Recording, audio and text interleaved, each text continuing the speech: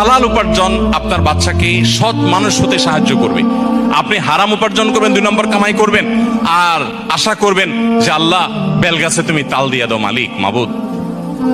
মালিক শুনবেন না, মালিক আপনার বেলগাছে তাল দিবেন না।